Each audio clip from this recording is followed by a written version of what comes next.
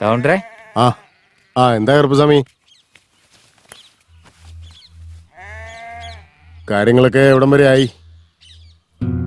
സ്ത്രീധനത്തിന്റെ കാര്യമൊന്നും ഓർത്ത് താൻ കൂടുതൽ വിഷമിക്കണ്ട. അങ്ങേരൊരു വാദ്യാരാ, അതിനനുസരിച്ചുള്ളൊക്കെ നമുക്ക് അങ്ങനെ കൊടുക്കാം. ചുമ്മാ നടത്തിയാലൊന്നും പോരാ, നല്ല ഗംഭീരമായിട്ട് നടത്തണം. ഒരു കണക്കിന് ഗിരി പറയുന്നതും ശരിയാ. അല്ല, എന്തിനെ പറ്റി സംസാരിക്കുന്നേ? സ്ത്രീധനത്തെ പറ്റി പറഞ്ഞ. ഓ, എന്റെ അമ്മായച്ചന് കല്യാണം നടത്തൽ മാത്രമല്ല സ്ത്രീധനത്തിന്റെ പരിപാടി ഉണ്ടല്ലേ. നന്നായിട്ടുണ്ട്. കാർന്നോമാർ ഇവിടെ വലിയ വലിയ കാര്യങ്ങൾ സംസാരിച്ചോണ്ടിരിക്കുമ്പോ നീ എന്തിനാണ് അതിനിടയ്ക്ക് കയറുന്നേ? ഒന്നുമില്ല, വിട്ടുകളാ. കറുപ്പസ്വാമി, ജോഡിയായിരിക്കുന്ന കാളകളിൽ നിന്ന് ഒരു കാള ചത്തുപോയി കഴിഞ്ഞാ വേറൊരു കാളയെ അതിന്റെ കൂടെ ജോഡി ചേർക്കൽ നടക്കോ? അത് നടക്കില്ല എന്നൊന്നുമില്ല. എന്നിട്ട് ഉഴാൻ വിട്ടു കഴിഞ്ഞാ കാലൊടിഞ്ഞു കിടക്കും. മൂക്ക് കയറ് നന്നായിട്ട് വലിച്ചു കെട്ടി തനിച്ച് തനിച്ച് നിർത്തണം. കറക്റ്റാ പറഞ്ഞത്. ഓ, നിങ്ങളൊരു അധ്യാപകനെന്ന് ഞാൻ കേട്ടു. അതെ സാറേ, ഞാൻ പ്രായത്തിൽ നിങ്ങളെക്കാളൊക്കെ ചെറുതാ. എന്നാലും ഏതോ ഒരു കഥാപുസ്തകത്തില് ഗാന്ധർവ വിവാഹം വായിച്ചിരുന്നു.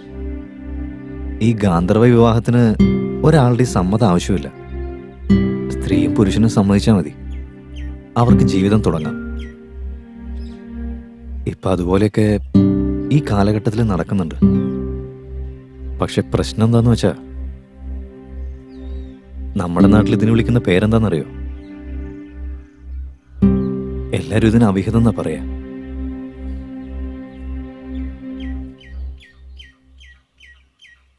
എത്ര നാണം കെട്ട നാട്ടുകാരാണല്ലേ. നിന്റെ കഥ കേൾക്കാനായിട്ടൊന്നും അല്ല ഞങ്ങൾ ഇവിടെ വന്നിരിക്കുന്നത്. നീ നിന്റെ ജോലി എന്താന്ന് വെച്ചാ ചെയ്തിട്ട് അവിടെ ഒരുത്തൻ ഒളിഞ്ഞു നിന്ന് കേൾക്കുന്നില്ലേ, അവനെയും കൂട്ടിക്കൊണ്ട് സ്ഥലം വിടാൻ നോക്ക്. അതെ സാറേ, നിങ്ങൾ പറ. അല്ല, അത് പിന്നെ അങ്ങേരെന്ത് പറയാനാ? ശങ്കരൻ മര്യാദക്കാരനായിരുന്നെങ്കിൽ എന്നേ ഇവിടെ ഞാൻ കെട്ടിച്ചു കൊടുത്തേനെ. അവന് ജോലിയില്ല, കൂലിയുമില്ല, കുടിച്ചിട്ട് എവിടെയെങ്കിലും കിടക്കും. അവൻ ഇവിടെ നോക്കുമെന്ന് തോന്നുന്നുണ്ടോ? ഞാനും ഒരു പെണ്ണിന്റെ അച്ഛനാ. ഒരു പെങ്കൊച്ചിനെ ആരുടെ കൈ പിടിച്ചു കൊടുക്കണമെന്ന് എനിക്ക് നന്നായിട്ടറിയാം. എത്ര കല്യാണം ഞാൻ നടത്തിയിട്ടുണ്ട്. അവരൊക്കെ ഇപ്പൊ സുഖമായിട്ട് ജീവിക്കുന്നില്ലേ? ഇവനൊക്കെ പറയുന്നത് കേൾക്കേണ്ടി വന്ന എന്റെ തലവിധി. അങ്ങോട്ട് കൊടുക്കുമ്പോളെ.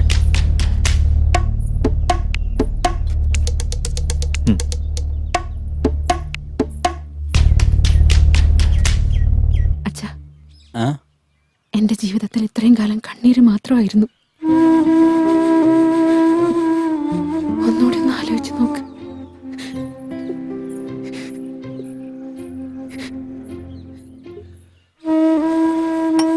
കൗണ്ടറേ, ഗിരീഷ് പറഞ്ഞതിലും കാര്യമുണ്ട്. ഒരു തവണ നമുക്ക് തെറ്റുപറ്റി പോയതാ. ഇനിയും അതുപോലൊരു തെറ്റ് ചെയ്യാൻ നിൽക്കണോ? ഓ, എന്നെ ഉപദേശിക്കാനും മാത്രം താനും വളർന്നുവല്ലേ. തന്റെ മോക്കൊരു നല്ല ജീവിതം കിട്ടട്ടെ എന്ന് വിചാരിച്ച് ഞാൻ ഇവിടം വരെ വന്നില്ലേ? അതാ ഞാൻ ചെയ്ത തെറ്റ്. എന്റെ ചെരുപ്പൂരി ഞാൻ എന്റെ മുഖത്ത് തന്നെ അടിക്കണം. എടാ ഗിരീഷേ, എന്റെ മാനത്തിന് വില പറയാൻ വേണ്ടി ഇത്രയും നാൾ നീ കാത്തിരിക്കുകയായിരുന്നല്ലേ? ഒരു മിനിറ്റ്, ഞാനൊന്ന് പറയട്ടെ. ഇത് കന്നുകാലി കച്ചവടമൊന്നും അല്ല. തോന്നിയ ദിവസം പോലും ഒരു തീരുമാനം എടുക്കാൻ പറ്റില്ല.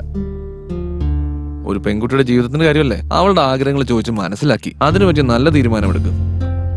പ്രായപൂർത്തിയായ ഒരു പെൺകുട്ടിയെ കുടുംബത്തിലെ ഒരു ഭാരം ഒഴിപ്പിക്കുന്നത് പോലെ ഏതെങ്കിലും വീട്ടിൽ നിർബന്ധിച്ചങ്ങ് കെട്ടിച്ചയക്കും. ആ പെൺകുട്ടി കുടുംബത്തെ നാണം കെടുത്താതിരിക്കാൻ ജീവിതം മുഴുവൻ അവിടെ കരഞ്ഞു തീർക്കും. അവിടെ നടക്കുന്നത് ഒരു കുടുംബമല്ല, ശരിക്കും കൊലപാതകമാണ്. അതെന്തായാലും എനിക്ക് ചെയ്യാൻ താല്പര്യമില്ല. കൗണ്ടറേ, എനിക്കിത് കിട്ടേണ്ടത് തന്നെയാ. ഇവരുള്ള ഒരുത്തിനെ കൂട്ടിക്കൊണ്ട് വന്നിട്ട് നമ്മുടെ മുഖത്ത് നമ്മൾ തന്നെ കരിവാരി തേച്ചതുപോലെ ആയി.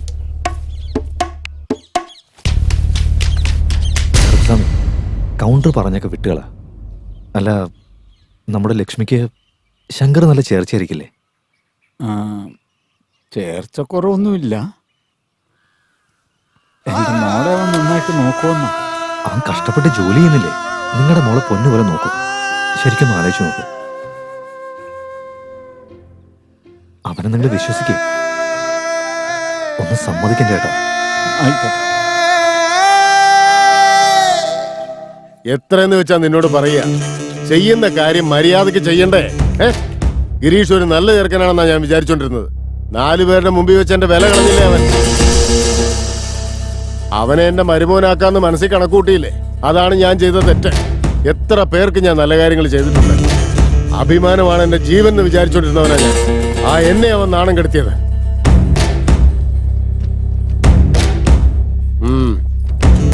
നിന്റെ അനിയനോട് പെട്ടെന്ന് ഇങ്ങോട്ട് വരാൻ പറ.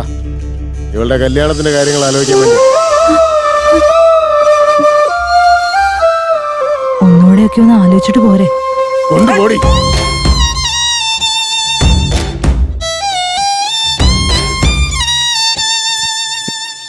നിങ്ങൾ കടയ്ക്ക് വരുമെന്ന് വിചാരിച്ച് കുറെ നേരം കാത്തു നിന്നു, പക്ഷെ കണ്ടില്ല. അതുകൊണ്ടാണ് ഞാൻ പിന്നെ ഇങ്ങോട്ടേക്ക് വന്നത്. എന്താ മോനെ കാര്യം? നിങ്ങൾ ഇന്നലെ എന്നോട് പറഞ്ഞ മോഷണ കഥയിൽ എത്ര പേർക്ക് പങ്കുണ്ടെന്ന് പറഞ്ഞില്ലല്ലോ. ഇന്ന് എന്തോ എനിക്കൊരു സുഖമില്ല മോനെ. അതിന്റെ ബാക്കി ഞാൻ വേറൊരു ദിവസം പറഞ്ഞുതരാം. എനിക്ക് മനസ്സിലായി എന്തുകൊണ്ട് ഇത്രയ്ക്ക് വിഷമിച്ചിരിക്കുന്നെന്ന്. എൻ്റെ അച്ഛനപ്പോ വഴക്ക് പറഞ്ഞ കാരണം കൊണ്ടല്ലേ. ഇതെല്ലാം ആ ശങ്കരേട്ടൻ കടയിലേക്ക് ആ ബെഞ്ച് വെച്ചതിന് ശേഷമാണ്. അതവിടെ കൊണ്ടുവച്ചതിന് ശേഷം എല്ലാവരും വട്ടം കൂടി എന്തൊക്കെയോ സംസാരിക്കുന്നുണ്ട് എപ്പോഴും. ആ ബെഞ്ചിന് ഒരാൾ പെണ്ണുമ്പിള്ളാന്ന് വിളിക്കുന്നു. ആ പെണ്ണുമ്പിള്ളയാണ് മെഷീനെന്നും പറയുന്നത് കേട്ടു. ഇതൊക്കെ ആ ശങ്കറിന്റെ പരിപാടിയാണെന്നാ തോന്നുന്നത്. മോനെ നീ പോവാൻ നോക്ക്. ഇൻസ്പെക്ടർ സെൽവരാജൻ സാറല്ലേ? കൗണ്ടറേ, എന്തിനാ നിസാര കാര്യത്തിന് ഇങ്ങനെ പരിഭ്രമിക്കുന്നേ? ദേ നോക്കിയേ, നമ്മൾ പ്രതീക്ഷിച്ച പോലെ ഒന്നും നടന്നില്ലെങ്കിലും അതിനേക്കാളും ഭംഗിയാവുന്നു. എന്റെ സ്നേഹിതനൊരാളുണ്ട്, എത്ര അപാര കലാകാരനെന്നറിയോ? സ്റ്റേജിലുള്ളവരൊക്കെ അതിശയിച്ച് വിറയ്ക്കും. ദേ വന്നോണ്ടിരിക്കുക. ചെല്ല്, എല്ലാം ശരിയായിക്കോളും.